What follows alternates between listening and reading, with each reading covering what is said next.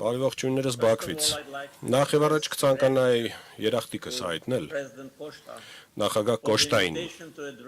հրավերի համար հանդես գալու ԵՔ 8-րդ գագաթնաժողովին։ Նախագահ Կոշտայի այցելության ընթացքում Ադրբեջան ավելի քիչ քան 8 ամիս առաջ, 2 ամիս առաջ ներողություն մենք քննարկեցինք մասնակցությունը գագաթնաժողովին եւ համաձայնեցինք, որ ես կմիանամ տեսաձայնային կապով։ Ես կցանկանայի նաեւ իրազեկել լսարանին, որ հանդիպմանս ժամանակ նախագահ Կոշտայի եւ նախագահ ֆոն դեր Լայենի հետ Տիրանայում ինձ խնդրեցին կազմակերպել այս գործընթացը այնպես, որ մայիսի 22-ը Այսի 22-ին խնդրեցին այնպես անել, որ ես մասնակցեմ Երևանում այս գագաթնաժողովին եւ ես 28 թվականի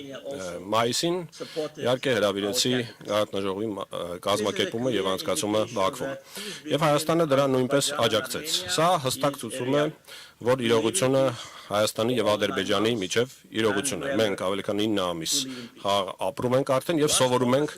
ապրել խաղաղության մեջ։ Անցած տարվա օգոստոսին Սպիտակ տանը Վաշինգտոնում Հայաստանն ու Ադրբեջանը ստորագրեցին ընդհանուր հռչակագիր։ Նախագահ Տրամփը դա նույնպես որպես վկա Հայաստանի եւ Ադրբեջանի արտաքին գործերի նախարարները նախաստորագրեցին այս համաձայնագրի տեքստը եւ մեզ համար եւ վստահ եմ մեր հայ գործընկերների համար խաղաղությունն արդեն իրականություն է։ Այդ փաստից հետո Ադրբեջանը միակողմանիորեն հանեց բոլոր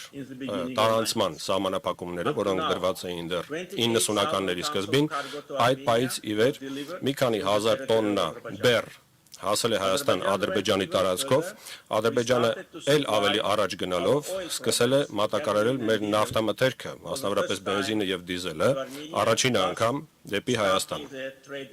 Համապատասխանաբար ստեղծելով հենք մեր առևտրային հարաբերությունների համար։ Մի քանի հազար տոննա նավթամթերք արդեն արտահավել է դեպի Հայաստան։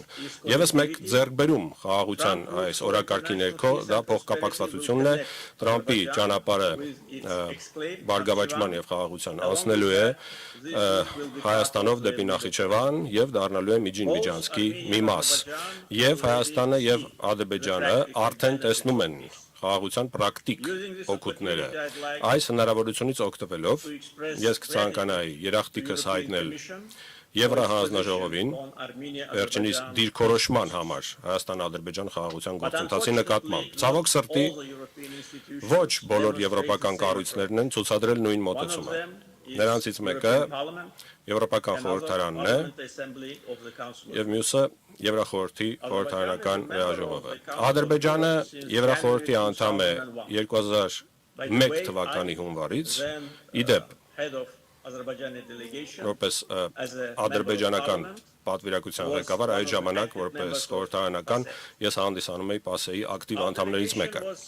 Մեր պատվիրակությունը երբեք որևէ սահմանափակումների տակ չի եղել Եվրախորհրդի կողմից մինչև 24 թվականի հունվար, սեպտեմբերին 23 թվականի Ադրբեջանն ավարտեց սեպարատիզմը Ղարաբաղում, մենք իրականացրեցինք ՄԱԿ-ի Անվտանգության խորհրդի 4 ռեզոլյուցիաներ, որոնք թղթի վրա են մնացել 30 տարի։ 4 ամիս դրանից հետո ՊԱՍԵ-ն Պատժամիջոցներ կիրառեց մեր պատվիրակության նկատմամբ։ Ցավոք սրտի երկակի ստանդարտներն այսօր դարձել են աշխատավոճ ՊԱՍԵ-ի համար։ Ադրբեջանի տարածքային ամբողջականությունը նույն արժեքն ունի, ինչպես ցանկացած այլ երկրի տարածքային ամբողջականությունը, եւ այս հարցում երկակի ստանդարտներն անընդունելի են։ Հիմա Եվրոպական խորհրդարանի մասին։ Այս հավաքը խաղաղության գործընթացին նպաստելու փոխարեն սաբոտաժի մասին է խոսում։ 21 թվականի մայիսից 6 ամիս երկրորդ Ղարաբաղյան պատերազմի ավարտից հետո մինչև 26 թվականի ապրիլի 30-ը Եվրոպական խորհրդարանն ընդունել է 14 ռեզոլյուցիա, որոնք շատ վիրավորական կերպով ստում են Ադրբեջանի մասին։ 14 ռեզոլյուցիա պատկերացրեք 5 տարվա ընթացքում սևեռման նման մի բան է։ Վերջինը ընդամենը 4 օր առաջ կանխամտածված կերպով անմիջապես գագաթնաժողովից առաջ, այսինքն անդամ պետությունների հիմնարար խնդիրներին անդրադառնալու փոխարեն, ինչպես այլատիացությունը, իսլամոֆոբիան, հակասեմիտիզմը, միգրացիան, մրցունակության բացակայությունը, անտուն մարդկանց խնդիրները, Եվրոպական խորհրդարանը թիրախավորում է Ադրբեջանը, տարածելով զրպարտանք եւ սուտ։ Պատճառն այն է, որ Ադրբեջանը պաշտպանել է իր տարածքային ամբողջականությունը, ինքնիշխանությունը, վերջ դրել սեպարատիզմին եւ պատերազմական հանցագործներին բերել արդարության։ Մայիսի 1-ին Ադրբեջանի խորհրդարանը պաշտոնապես որոշել է կասեցնել համագործակցությունը Եվրոպական խորհրդարանի հետ բոլոր ոլորտներում, կասեցնել մասնակցությունը ԵՄ Ադրբեջան խորհրդարանական փոխգործակցության կոմիտեի գործունեությունում եւ նախաձեռնել ընթացակարգ Euronest-ի խորհրդարանական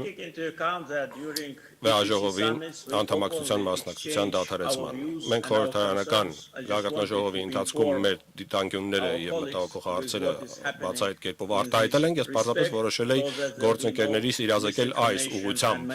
տեղի ունեցողի մասին, որպեսզի ապատեղեկատվություն եւ մանիպուլյացիաներ չլինեն։ Ավարտելով, թույլ տվեք շնորհակալություն հայտնել եւ շնորհավորել վարչապետ Փաշինյանին Հայաստանում ԵԿՀ գագաթնաժողովի անցկացման կապակցությամբ եւ նշել, որ չնայած բոլոր այն մարդկանցի ջանքերի, ովքեր փորձում են խաթարել այս գործընթացը, Ադրբեջանը միտված է խաղաղության օրակարգին եւ իմ հայ գործընկերոջ ելույթը շատ հստակ դա ընդգծեց։ Մաղթում եմ հաջողություն գագաթնաժողովին, շնորհակալություն։